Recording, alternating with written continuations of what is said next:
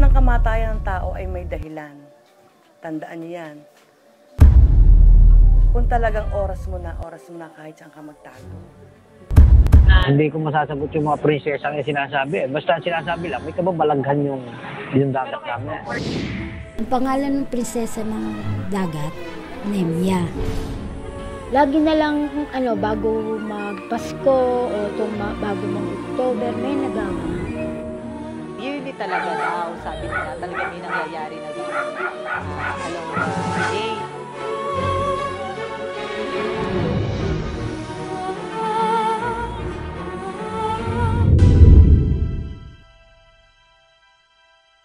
Nakilala namin si Aling Nene, ina ni TJ Mendoza. Alas 12 ng tanghali. Ngayon, may dumating na mga batang naliligo. Di ba noong isang taon, September, habagat, di ba? Baha kami noon. Kaano lang ng tubig. Hanggang dito pa tubig noon, kaya 2 lampas tao. Nangyari ang insidente Setyembre ng nakaraang taon sa Barangay Bayog, Los Baños, Laguna. Ito silang nagdadive. Tapos yung pag-diving niya ng pangalawang dive, parang sabi ko, ba't ang tagal ni TJ? Sabi ni Isko, Nanay Nene, nagkabungguan po kami ni Kuya TJ. Andyan po siya sa dagat, nakahiga. Nagtalo na yung asawa ko, yung pamangkin ko. Yun, nagkagulo na kami. Nawala na malay yung aking anak. Kaya nalunod. At sa patuloy na paghahanap ng mga impormasyon, nakarating kami sa Barangay Mayundon, Los Baños, Laguna.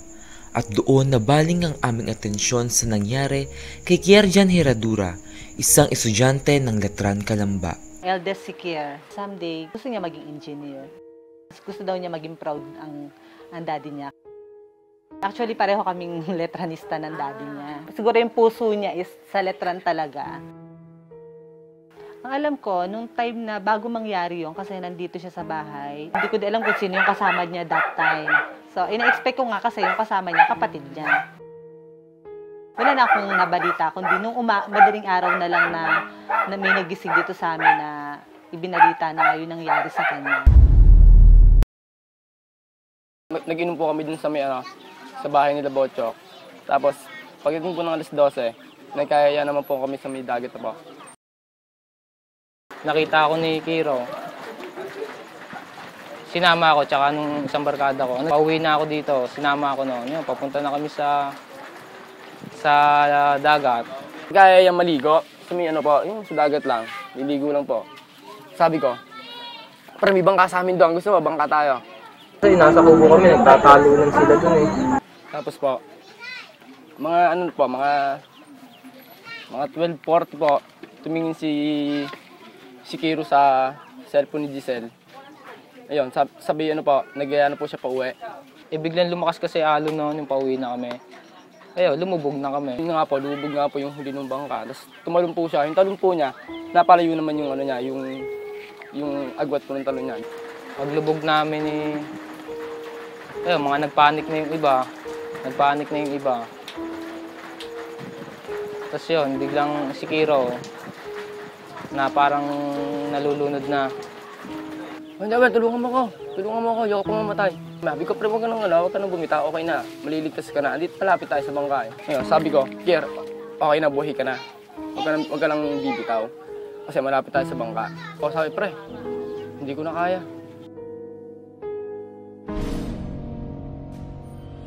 Pumasok sa panaginip ko, nasabi, Ate Deli, halika, kaunin mo ako dito. Sabi ko, nasaan ka ba? Nasa dagat. Bakit? Nalulod ako. Tapos sabi ko pa sa kanya, sino humawak sa'yo doon? Isang sirena. Kaibigan mo daw sila. Sabi ko sa kanya? Pero halika na, bilis, hanggat wala ka pa sundo. Halika na. Talagang dito na ako susunduin.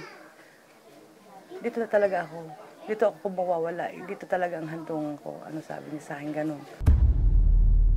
Ayon sa datos na nakuha mula sa Laguna Lake Development Authority o LLDA, ang Laguna de Bay ay may lawak na 711 kilometrong kwadrado at may humigit kumulang 9 na talampakang lalim at 3 talampakang taas mula sa ibabaw ng dagat.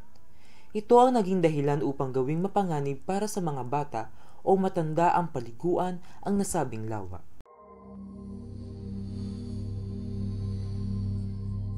Ang ano lang dito na nangyari noon ay yung 7 na sabay-sabay na nalunod. Naalala mo yung 7 batang nalunod dito? Ang tawag doon, kawa-kawa, na talagang pag doon ka doon nag-ano, may buwan na talagang nakuha ang dagat. Dahil sa mga hindi maipaliwanag na pangyayari, nabuo ang mga haka-haka ng mga taong nakatira sa lawa ukol sa mga misteryong bumabalot dito. Ang sinapian ng prinsesa daw ng dagat, pulisya, mapi sa kanya kasi humagok siyang gano'n. Tapos nung magsalita na siya, maliit na boses na lang, umiiyak. Yun ang prinsesa ng dagat. Yun, kaya daw si TJ nagkaganon, sabi nung sinapian. Kaya daw sila nagkaganon, kaya daw si TJ nagkaganon, pinarusahan ng kanyang ama't ina.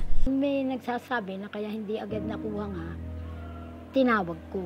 Pero kung hindi ko daw tinawag, wala na talaga si TJ. Tinawag ko siya ng tinawag, kaya nakuha namin. Ma-aksidente si TJ, kinagabihan may nalunod.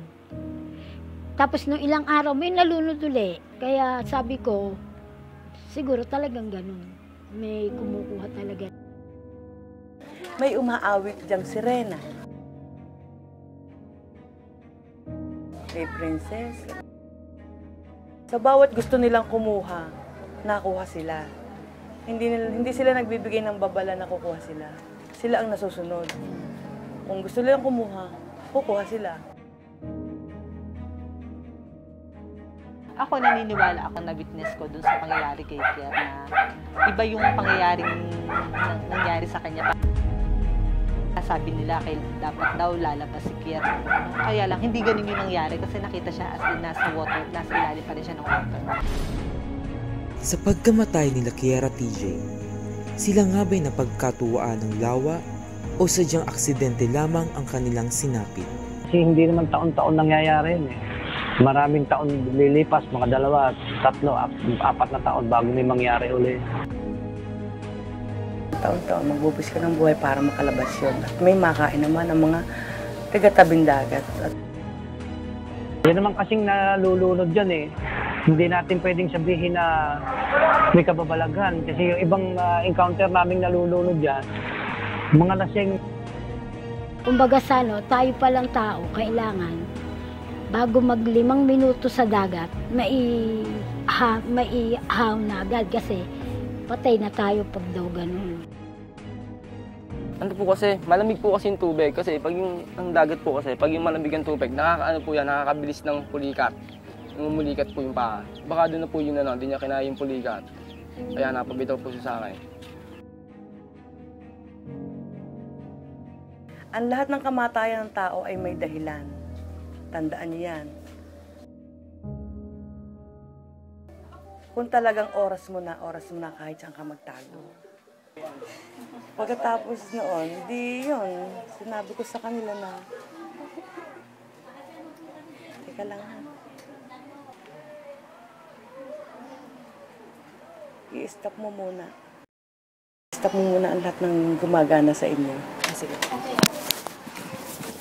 Tama na. Sige po. Nagagalit.